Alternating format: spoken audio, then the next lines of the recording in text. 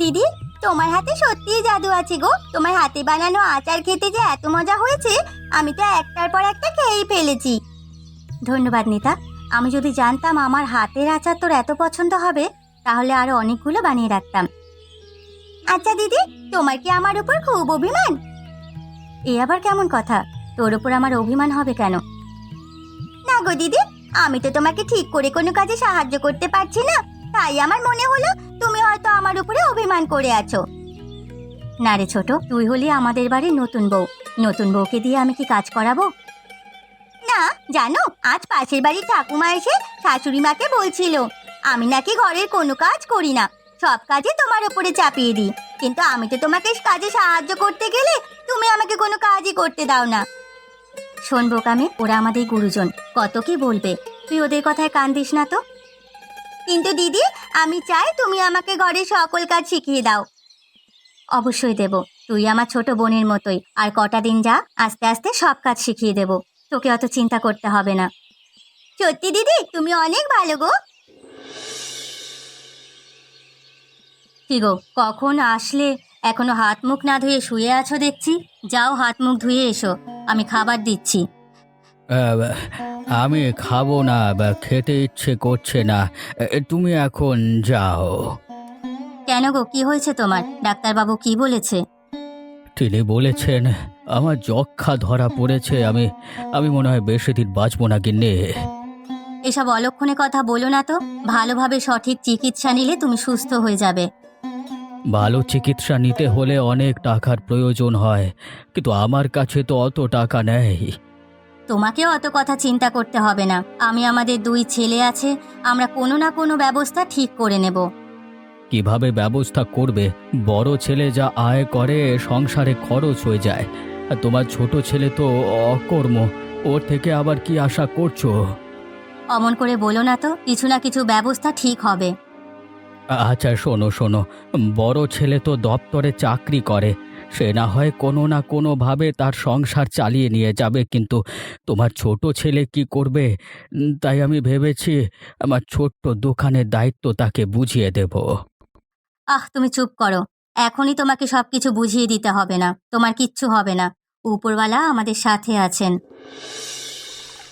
আজকে বহুদিন পর গ্রামে যাচ্ছি, মনটা বেশ ভালোই লাগছে, কি বলিস পরশ? ভালো লাগছে বটে, কিন্তু চিন্তা হচ্ছে বাড়ি ফেরবার পর আবার বাবার কটু কথা সহ্য করতে হবে। কি আর করবি, আমরা যাই করি কিছুতেই বাবার মন পাই না। অন্যের সন্তানের জন্য বাবার টান থাকলেও নিজের সন্তানের জন্য নেই। আচ্ছা দাদা, আমরা যদি শহরে না গিয়ে গ্রামের মধ্যেই কোনো কিছু করি, তাহলে হয়তো বাবার আমাদের জন্য মায়া হবে। হ্যাঁ, এইখানে আমাদের করবার মতো এমন কোনো কাজ নেই। শহরেই শান্তিতে আছি, কাজ না করলেও কেউ দেখছে না। আমার কাছে একটা বুদ্ধি আছে, একবার যদি সেটা কাজে লাগানো যায়, তাহলে আমাদের আর শহরে যেতে হবে না। কি এমন বুদ্ধি বলতো দেখি? আরে বাবার বন্ধু টিকালালের কথা মনে আছে? তার একটা দোকান আছে, মানে যেটা বেচা কেনা ভালোই হয়। আমরা যদি কোনোভাবে বুঝিয়ে এই দোকানটা নিজের নামে করে নিতে পারি, তাহলে আমাদেরকে মানে গ্রাম থেকে আর বারবার শহরে যেতে হবে না। বুদ্ধিটা কিন্তু মন্দ না, কিন্তু বাবাকে রাজি করানো অতটা সহজ হবে না। টিকালাল বা ওনার অনেক কাছের বন্ধু, আমার মনে হয় না সে রাজি হবে। আরে দাদা চিন্তা করো না, বাবাকে আমরা রাজি করিয়ে নেব, তুমি শুধু সাথে থেকো। আরে দাদা, তোমাকে বলেছিলাম এই গরুর গাড়িতে না উঠে বাসে উঠবার জন্য, তাহলে এতক্ষণ আমরা বাড়ি পৌঁছে যেতাম। তোকে বলে লাভ নেই, তুই টাকার মূল্য যদি বুঝতিস তাহলে কথা বলতিস না। তোমাকে কিছু বললেই তুমি বাবার মতো টাকার মূল্য বুঝি না, এই কথা বলতে থাকো। যাও, তোমাকে আর কিছু বলবো না, যাও তো। আরে বাবা রাগ করিস না, দেখ আমরা যদি এখন বাসে উঠতাম, বাস আমাদের বাড়ি থেকে অনেক দূরত্বে নামিয়ে দিত, তারপর সেখান থেকে আমাদেরকে আবার গরুর গাড়িতে উঠতে হতো। তাই একেবারেই গরুর গাড়িতে উঠে গিয়েছি, যেটা আমাদের বাড়ির সামনে গিয়ে দাঁড়াবে। এভাবে টাকাও বাঁচলো, কষ্টও কম হলো। তা অবশ্য ঠিক, কিন্তু দেখো এই গরুর গাড়ি যেভাবে চলছে, গরুর জায়গায় যদি তুমি আমাকে বেঁধে দিতে, তাহলে আমি 1 ঘন্টার পথ মানে আধ ঘন্টায় পার করে দিতাম। তুই তো গরুই, গরুকে বাবা বিয়ে দিয়েছে, এখন ঠিক করে মাথায় বুদ্ধিটাও আসে না, কি যে করবি জীবনে। এই যে তুমিও ঠিক বাবার মতো একটু হাসি খুশি থাকতে গেলেই এমন কিছু বলবে যে কারণে আমার হাসি মুখটা চুপসে যায়। এবার একটু বুদ্ধি কাটিয়ে চল। বাবার সাথে কথা হয়েছে, বাবা বলেছে তোকে দোকানের দায়িত্ব বুঝিয়ে দেবেন, শুধু তুই ঠিকঠাক মতো দোকান পরিচালনা করতে পারলি হলো। তা তা তো ঠিক আছে, কিন্তু তুমি একবার ভেবে দেখো, আমি আমার এই ছোট্ট মাথার দোকানে এত বড় দায়িত্ব নেব কিভাবে? আরে আমার আদরের ছোট ভাই, তোকেও তো চিন্তা করতে হবে না। বাবা আছেন তো, বাবা তোকে সব ঠিকঠাকভাবে বুঝিয়ে দেবে। তুই শুধু মন দিয়ে বাবার কথা শুনবি আর মেনে চললেই হবে। বাবার অনুপস্থিতিতে তোর যদি কোনো অসুবিধা হয় তাহলে তো আমি আছি। মজা করে বলছি, বাবা বুঝিয়ে দিলে আমি ঠিক বুঝে নেব। আর যদি না হয় তুমি তো আছো।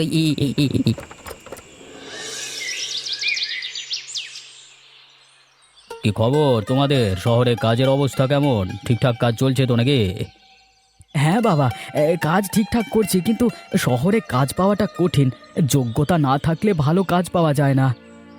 তোমাদেরকে তো বলেছিলাম সময় থাকতে পড়াশোনাটা করো, কিন্তু তোমরা দুজন তো আমার কোনো কথাই শোনো না। এখন এসে আবার আমাকে বলছো যোগ্যতার অভাবে কাজ খুঁজে পাচ্ছ না। লজ্জা করে না? এই লোক কখনোই আমাদেরকে অপমান করা ছাড়া ভালো কথা বলেনি। হ্যাঁ বাবা, ঠিকই বলছেন। সময় থাকতে আমাদের বোঝা উচিত ছিল, কিন্তু আমরা বুঝতে পারিনি। এখন যখন ভালো কোনো কাজ পাচ্ছি না, এখন পস্তাচ্ছি। কি আর করবার। আরে দাদা, এসব কথা বাদ দাও। তুমি কি বলতে চাইছো বাবাকে সেটা খুলে বলো আগে। কি এমন কথা বলতে চাচ্ছ দুজন মিলে শুনি? আসলে বাবা, চিন্তা করছি এবার আর শহরে যাব না, গ্রামের মধ্যেই কিছু একটা করব। যদি আপনি সাথে থেকে আমাদের কিছু একটা সাহায্য করেন তাহলে। কি ব্যাপারে সাহায্য চাইছে খুলে বলো। যদি সাহায্য করবার মতো হয় অবশ্যই সাহায্য করব। বাবা, ওই যে তোমার বন্ধু টিকালাল না, ওনার যারা দোকান আছে, আমরা চাই দুই ভাই মিলে দোকানটা কিনতে। তুমি যদি ওনাকে বুঝিয়ে দোকানখানা আমাদের দিয়ে দিতে তাহলে ভালো হতো। এত বড় সাহস তোমাদের কে দিল? তোমরা ভালো করেই জানো টিকালালের আর্থিক সমস্যার কথা। এটা জানবার পরেও কোন মুখে কথা বলো? তাহলে তুমিই বলো আমরা কি করব, আর তো কিছু দেখি না। তোমরা কি ভেবেছ শহরে গিয়ে তোমরা কি করো তা আমি জানি না? সব খবরই আমার কাছে আসে। কাজ না করে দিনের পর দিন দুই ভাই মদ খেয়ে পড়ে থাকো, তা সবই আমি জানি, কিন্তু কিছু বলি না।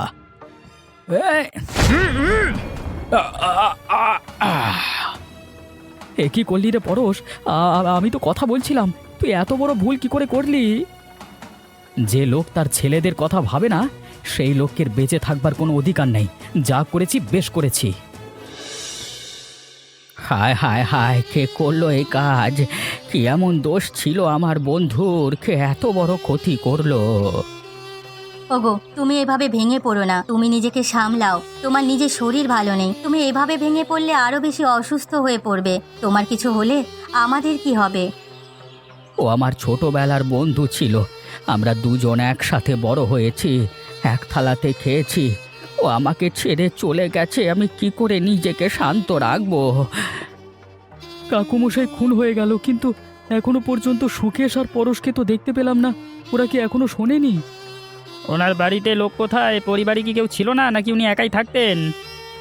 দারোগামশাই, ওনার দুই ছেলে আছে, কিন্তু এসে পর্যন্ত তাদের একবারও দেখিনি। মনে হয় শহরে চলে গিয়েছেন, এখনো তারা খবর পায়নি। শহরে গিয়েছে নাকি বাবাকে খুন করে পালিয়েছে?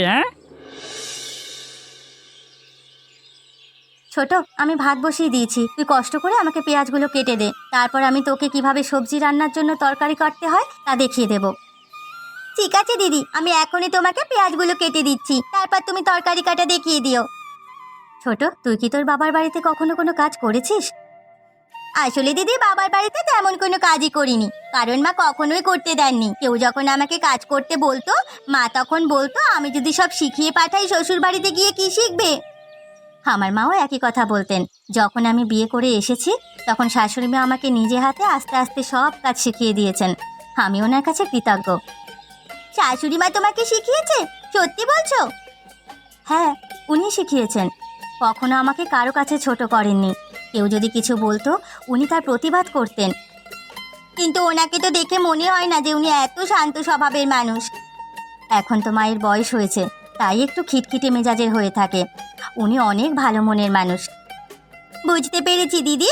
সে যাই হোক, আমি তো শ্বশুর বাড়িতে এসে বড় বোনের মতো তোমাকে পেয়ে আমি খুশি। হয়েছে হয়েছে, খুব পাকনা পাকনা কথা বলছিস। এখন চল কাজে হাত বাড়াই, না হয় দুপুরের খাবার পরিবেশন করতে দেরি হয়ে যাবে। তখন শাশুড়ি মা আবার রাগ করবেন। ও তেমন দেরি হবে না। তুমি এখন আমাকে বলো, বিয়ের আগে তুমি কেমন ছিলে? এই যে দেখছি আমার ছেলের দুই বউর মধ্যে খুব ভালো ভাব, এমনটা হলে তো চলবে না। ওদের মধ্যে যদি এত ভাব হয়, ওরা কিছুদিন পরে আমার আদেশ আর মানবে না। যে করেই হোক তাদের মধ্যে দূরত্ব তৈরি করতে হবে, যাতে তারা দুজন দুজনকে সহ্য করতে না পারে। এই শুনেছো বদ্দা, কালকে রাতে পুলিশ এই সুকেশ আর পরশকে আটক করেছে। তারা নাকি লুকিয়ে লুকিয়ে বাড়িতে এসেছিল। কি বলছিস রে? আমি তো এমন কিছু শুনিনি। হ্যাঁ গো দাদা, আমি যখন এইদিকে আসছিলাম তখন গ্রামের লোকে বলা কওয়া করছিল। তাদেরকে ধরবার পর তারা নাকি সত্যিটা পুলিশের কাছে স্বীকার করেছে। তারাই তাদের বাবাকে খুন করে পালিয়েছে। সত্যি কখনো বেশি দিন গোপন থাকে না, একদিন না একদিন ঠিক বের হয়ে আসে। আর খুনি যতই চালাক হোক, যতই বুদ্ধি আটুক, আত্মগোপন করুক আর যাই করুক, একদিন ঠিকই ধরা পড়বে।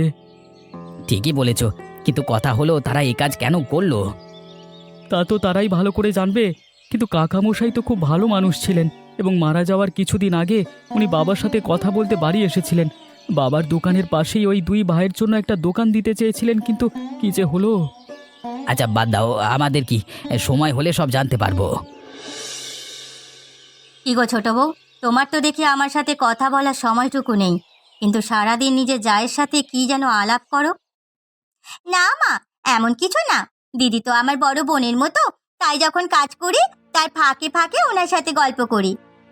তুমি তো ওনাকে দিদি মনে করো, কিন্তু উনি তো তোমাকে নিজের আপন মনে করেন না। এমন কথা কেন বলছেন মা? দিদি আমাকে খুব ভালোবাসে। হয়েছে, এমন দেখানো আদর দেখে খুশি হওয়ার কিছু নেই। তুমি তো জানো না, ও মনে মনে তোমাকে হিংসে করে, তোমার পিছে তোমার নামে বদনাম রটিয়ে বেড়ায়। হ্যাঁ মানে মা, দিদি তো এমন দেখে মনে হয়নি। ওর ভোলা ভালা চেহারা দেখে কেউ বুঝবে না। এই তো তোমাদের বিয়ের আগের কথা, তোমাকে 5 ভরি গয়না দেব বলেছি বলে সে কি মহাকাণ্ড করেছে। আমার ছেলের কাছে আমার নামে কান পড়া দিয়েছে। কিন্তু দিদি আমার সাথে এমন কেন করবে? এখনো বোঝনি কেন করবে? সে তোমাকে হিংসে করে, কারণ তার বিয়েতে তাকে অত বেশি গয়না দেওয়া হয়নি। আর তোমার বাবাও দোকানের দায়িত্ব ছোট ছেলেকে বুঝিয়ে দিয়েছে, তাই দেখে তার আরও বেশি হিংসে বেড়েছে। ভালোই ঝামেলা লাগিয়েছি। এখন দেখি কিভাবে তোমাদের মধ্যে এত ভাব থাকে। কিরে, দিনকাল কেমন যাচ্ছে? তো সব কিছু ঠিক আছে তো? আর বলো না দাদা, আজকে পর্যন্ত তো ভালোই যাচ্ছিল, কিন্তু বাবা বলেছে কাল থেকে দোকানে বসতে। এই শুনে আমার ভয়ে কলিজা শুকিয়ে গেল। এই যে দেখছি ভূতের মুখে রাম নাম রে। তুই ভয় পাচ্ছিস, এ কথাও আমাকে বিশ্বাস করতে হবে। যে ছেলে পুরো গ্রামে ঘুরে ঘুরে মানুষের মানে গাছের আম গাছের আম, কাঁঠাল গাছের কাঁঠাল, পেয়ারা গাছের পেয়ারা চুরি করে খেয়েছে, সে নাকি আবার ভয় পাচ্ছে। তখন তো ছোট ছিলাম, তখন আর এত ভয় কাজ করেনি। কেন যে বড় হলাম, সেই ছোটবেলার দিনগুলো ভালো ছিল, বুঝলে? এটা প্রকৃতির নিয়ম রে, আমরা চাইলে এটা বদলাতে পারবো না। দেখ জীবনের কি পরিণতি। যখন আমরা ছোট ছিলাম তখন আমরা বড় হতে চাইতাম, আর এখন আমরা বড় হয়ে আবার শৈশবে ফিরে যেতে চাই। মনে আছে দাদা, ছোটবেলায় যখন কাউকে মানে চরকিতে ধান ভাঙাতে দেখতাম, তখন মনে হতো তাদের মতো যদি আমরাও একই কাজ করতে পারতাম। হ্যাঁ, তখন কিন্তু আমরা আমাদের জীবনের আসল মানে বুঝিনি। তাদের যে কষ্ট হচ্ছে সেটা দেখে আমরা ভাবতাম তারা আনন্দ করছে। যত বয়স বাড়ছে তার সাথে শৈশবে ফিরে যাওয়ার আকাঙ্ক্ষা ততই বেড়ে চলেছে। হয়েছে হয়েছে, আর শৈশবের কথা বলে এখন আর কোনো লাভ নেই। চলো চলো, বরং ঘরে ফিরে যাই। ওগো গিন্নি, শুনছো? কোথায় গেলে? আর এদিকে আসো আমার কাছে, শরীরটা ভালো লাগছে না গো। কি গো, তোমার হঠাৎ কি হলো? এমন অস্থির অস্থির করছো কেন? কেমন লাগছে আমাকে বলো। তুমি ছেলেদেরকে ডাকো আর বলো আমাকে হাসপাতালে নিয়ে নিয়ে যেতে। আমি আর পাচ্ছি না, প্রচুর যন্ত্রণা হচ্ছে। হায় হায়, আমার তো সর্বনাশ হয়ে গেল। তোর বাবার কিছু হলে আমার কি হবে? আমি কি করে বাঁচবো? মা একটু শান্ত হও, এমন কিচ্ছুই হবে না। বাবা ঠিকই আমাদের মাঝে ফিরে আসবে। তুমি অযথা এত কান্নাকাটি করো না তো। তোমাকে এই অবস্থায় দেখলে বাবা আরো অসুস্থ হয়ে পড়বে। কি করে কান্না না করে থাকি? ওনার অবস্থা তো তেমন ভালো না। উপরওয়ালা না করুক, আর যদি ওনার কিছু হয়ে যায় আমিও মরে যাব। আচ্ছা আচ্ছা, তুমি চুপ করো, ডাক্তারবাবু আসুক, উনি কি বলেন দেখি। ডাক্তারবাবু, আমার স্বামীকে বাঁচান। যত টাকা লাগে আমরা তার ব্যবস্থা করব। আপনার কোনো চিন্তা করতে হবে না। আপনি শুধু ওনার চিকিৎসার ব্যবস্থা করুন। আমাকে ক্ষমা করবেন, আপনাদের হাসপাতালে আসতে মানে অনেক দেরি হয়ে গেছে। আপনারা ওনাকে নিয়ে আসবার পথেই উনি মারা গেছেন আর কি। উপরওয়ালা কেন আমাকে এত বড় শাস্তি দিলেন? আমি এখন কি করে বাঁচবো? উনি কেন আমার বুক খালি করে চলে গেলেন?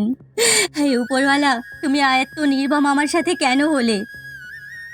বাবা, তুই আমাদের ছেড়ে চলে গেলে এখন আমাদের কি হবে? আমাদের কে দেখে রাখবে? তুমি ছাড়া তো আমরা অসহায় বাবা। শান্ত হও, শান্ত হও। তোমরা দুজন এভাবে ভেঙে পড়লে তো চলবে না। ওপরওয়ালা যাকে নেওয়া নিয়ে গেছে তাকে তো আর ফেরত দেবে না। কান্না না করে বাবার জন্য প্রার্থনা করো, যাতে ওনার আত্মা শান্তি পায়।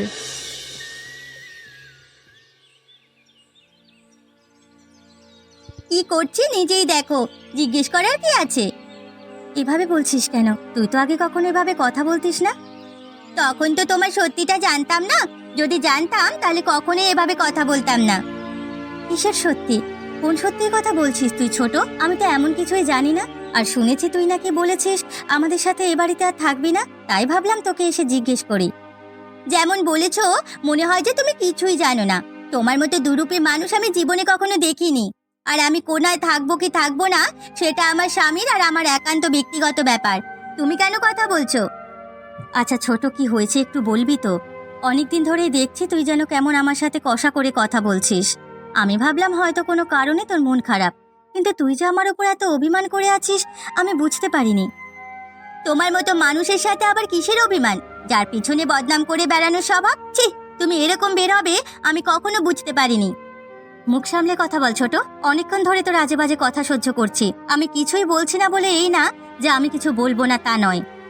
তুমি আবার কি বলবে? থাকো তো মানুষের সংসারে সমস্যা তৈরি করার জন্য। অনেক হয়েছে ছোট। তোকে নিজের ছোট বোনের মতো আদর করি বলে এতক্ষণ তোর সব কথা শুনেছি, কিন্তু তুই তোর সীমা ছাড়িয়ে গেছিস।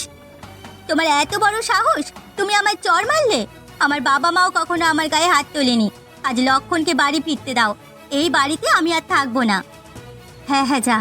আমরা যেহেতু এতটাই খারাপ, তাহলে তোরা নিজেদের মতোই থাক গিয়ে। আজ তো তোদের বাবার মৃত্যুবার্ষিকী, এই উপলক্ষে আমি একটা পাঠা বলে দিতে চাই। ঠিক আছে মা, তোমার যখন ইচ্ছে হয়েছে সেই ইচ্ছে তো পূরণ করতেই হবে। আমি যাই, লক্ষণকে বুঝিয়ে দিয়ে আসি। তুমি চিন্তা করো না, আর আমি কিছুক্ষণ বিশ্রাম নাও। হ্যাঁ দাদা, বলো, কি যেন কাজ বুঝিয়ে দেবে বলছিলে? বাবার মৃত্যুবার্ষিকী উপলক্ষে মা বলছে পাঁঠা বলি দেবে। তাই আমি তোকে কিছু টাকা দিচ্ছি, সেই টাকা নিয়ে তুই বাজারে গিয়ে ভালো দেখে একটা পাঁঠা নিয়ে আয়, আর বাকি টাকা বাজার সদাই করে আনিস। ঠিক আছে দাদা, আমি তাহলে নাস্তা করি, বাজারের উদ্দেশ্যে রওনা দিই। আর তুমি এদিকটা দেখে নাও। হ্যাঁ। মিতা ও বিন্দু, দুজনে এসে নিজেদের ভাগের মাংসগুলো নিয়ে যাও তো দেখি। নিয়ে তো যাব, কিন্তু ওই ভাগটাতে মাংস মনে হচ্ছে বেশি। ইচ্ছে করে কম বেশি করে ভাগ করা হয়েছে বুঝি? যে যেরকম সে তো অন্যদেরকেও তার মতনই মনে করবে। হে উপরওয়ালা, ওই দিন আমি যদি এদের মধ্যে ভুল বোঝাবুঝি তৈরি না করতাম, তাহলে আজকে আমাকে এই দিন দেখতে হতো না। তোমরা আমাকে ক্ষমা করে দাও। ওই দিন আমি যদি ছোট বউকে ভুল না বোঝাতাম, তাহলে আজকে তোমাদের মধ্যে এই সমস্যা তৈরি হতো না। এই সব হয়েছে আমার জন্যই। আমাকে মাফ করে দিও দিদি, না বুঝে তোমার সাথে অনেক খারাপ ব্যবহার করেছি। তুইও আমাকে মাফ করে দিস ছোট। আমিও আসলে বুঝতে পারিনি, তাই তোকে অনেক কটু কথা বলেছি। এখন থেকে তোদেরকে আর আলাদা বাড়িতে থাকতে হবে না, তোরা আমাদের সাথেই থাকবি। এখন আমার খুব শান্তি লাগছে।